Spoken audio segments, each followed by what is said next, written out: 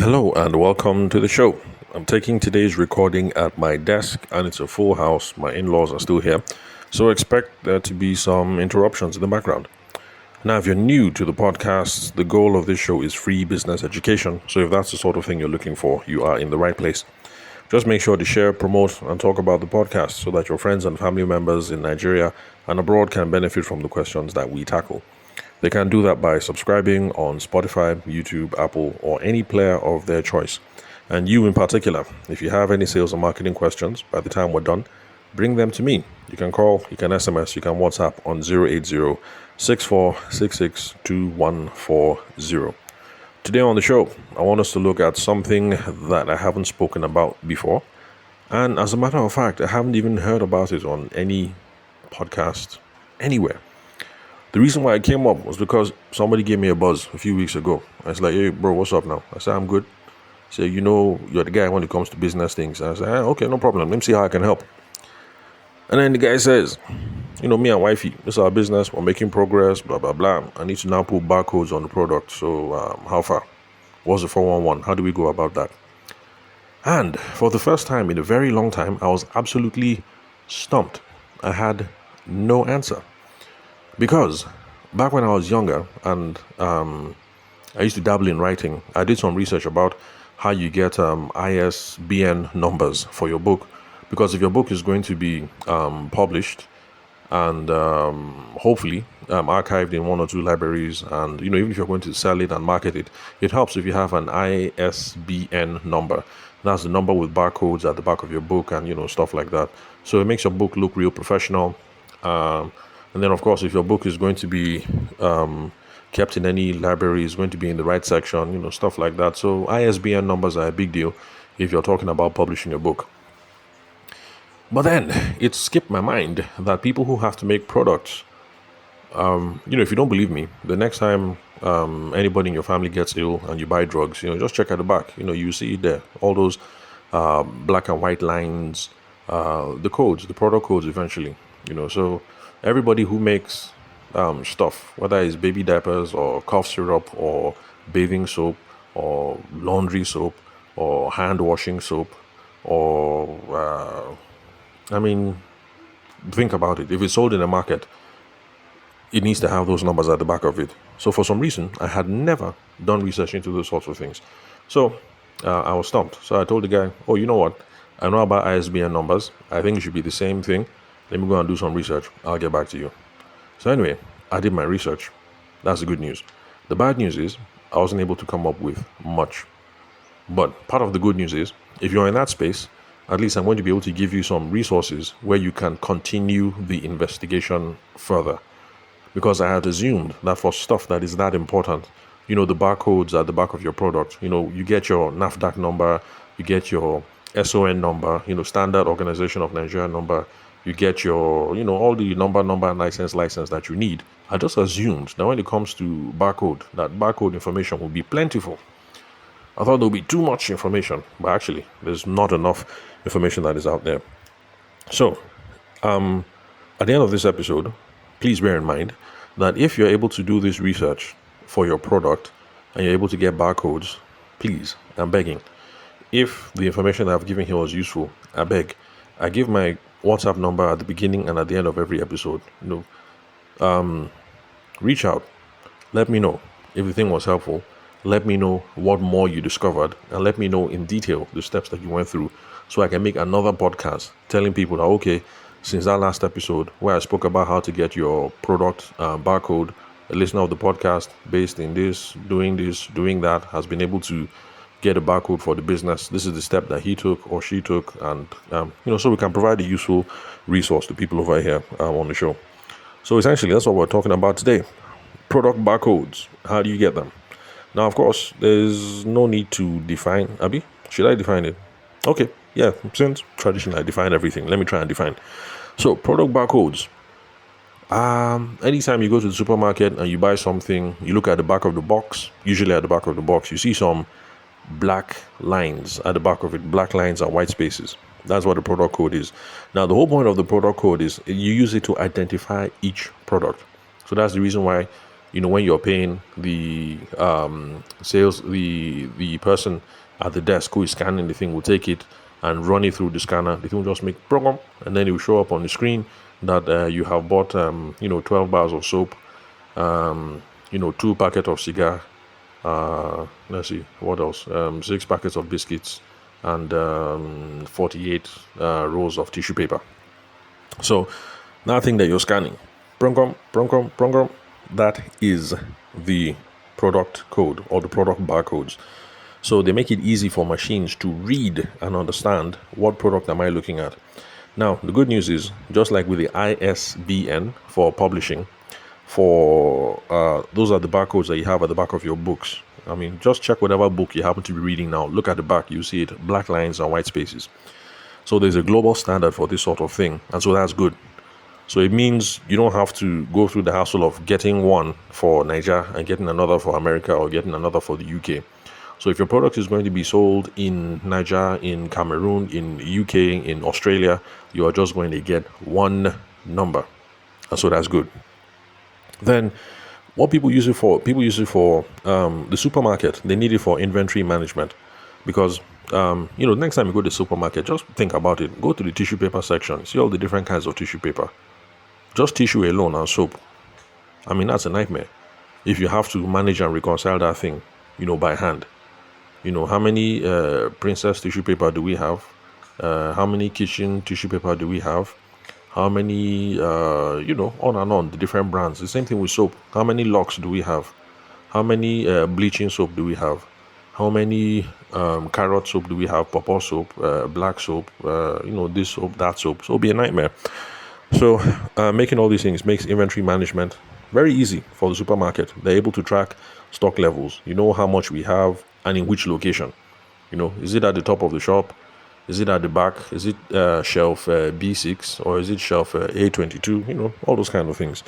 And the good news for you, dear listener, those of you who are in the business, like my friend and his wife who are doing the soap thing, is because they're just simply scanning, all they have to do is just get to the computer and they can tell you exactly what's up.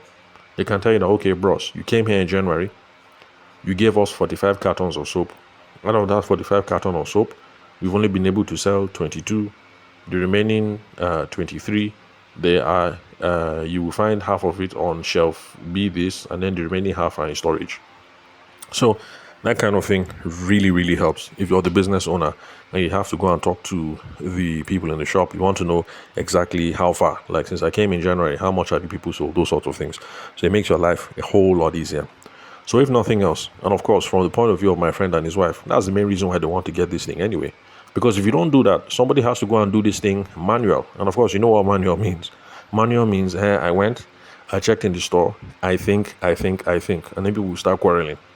Now, no, I came with 45 cartons, saying, are you sure it was 45 cartons? I think it was more like 43. And then quarrel back and forth. People are looking at your diary. You have different records. This person, they have different records. You guys start to quarrel. How much do you owe me? How much am I owing you? What did I bring? What did I not bring? It's just a nightmare. So if you're going to be in this kind of business, like my friend and his wife, it just makes sense. If you can, just get this code. It will save you a lot of stress. So inventory management, that's the main reason why people do it. Stock levels, location, traceability for the business owner. Yes, traceability. Let me be able to trace and know exactly, where did I send 45 cartons last month? Was it to this shop or to this shop? Where did I send 22 cartons? Where did I send 6 cartons? Where did I do this? Where did I do that? So it helps. Then for big supermarket chains, supply chain management. Supply chain management. So those are okay, well, how will I define? Let me just say that the same thing, Sha. Inventory management is how much of what do we have in the shop.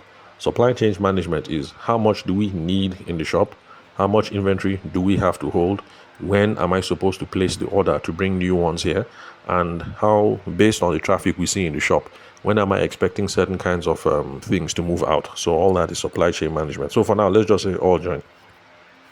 Then the standard for getting your barcodes is called GS1, capital G, capital S, and then 1, as in figure 1.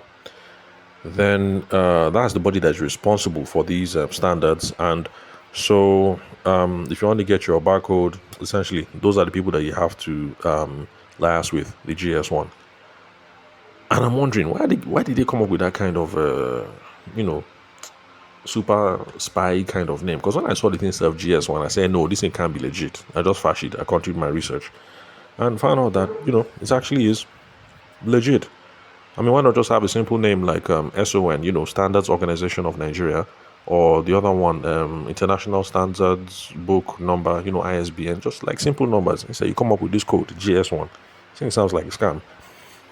So, in fact, when I found them at first, I didn't even want to show my friend. I wanted to check and check and check, like, is this thing real? Abi, is it a scam? So, GS1, those are the people that you have to liaise with to get your numbers. Okay, well, before I go into more details about the process, let me tackle this question. If you're an SME, should you bother? And like most things, the answer is it depends. But like I've told you guys so far, it's going to make it easier to manage your stock levels and location and everything. So that one will save you a nightmare than waiting for somebody to go and reconcile by hand. How many did I count? How many could I find? So I think that's a good idea. But now, from a very practical level, some of you might not like to hear this, but we're in Nigeria. It kind of gives a professional image and customer trust and customer confidence. It's just the way we Nigerians are. If you go to the supermarket, you buy a whole bunch of stuff, everything has barcode, and then this particular soap, this particular tissue, this particular this particular that, this particular, in fact, medicine, the medicine doesn't have barcode. I'm assuring you, maybe like, okay, just a guess, but I think maybe like 50% of Nigerians won't buy. If you go and buy your anti-metatrin, luthermephatrin, all those anti-malaria drugs, and then they bring one, you just look here, you didn't see barcode. I think some people will just think, oh, this thing is fake, and they won't buy. So, from that very Niger level, I would say, yeah, just go ahead and get your product barcode number. It will help your thing look professional and stand out. People will have confidence that, okay, this is a real deal, it's not a scam. So, like I said, you need the barcode. You should be looking at for GS1. I'm not going to give the contact details that I found because, anyway,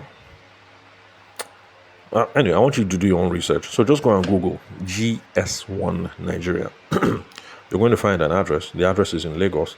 I found an Abuja address, but to be honest, I'm not too confident about that Abuja address. So there's phone numbers, a Lagos address, and then an email address for enquiries. Then, well, like I said, and I've been saying on the podcast, please double check, triple check, verify all the information that you get over here, because me just going to go and do some research.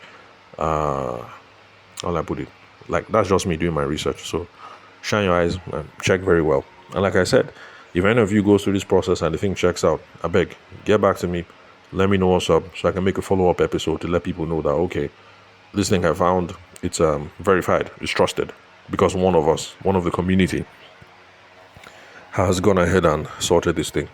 So GS1, capital G, capital S, number 1. So you'll have to become a member of the GS1.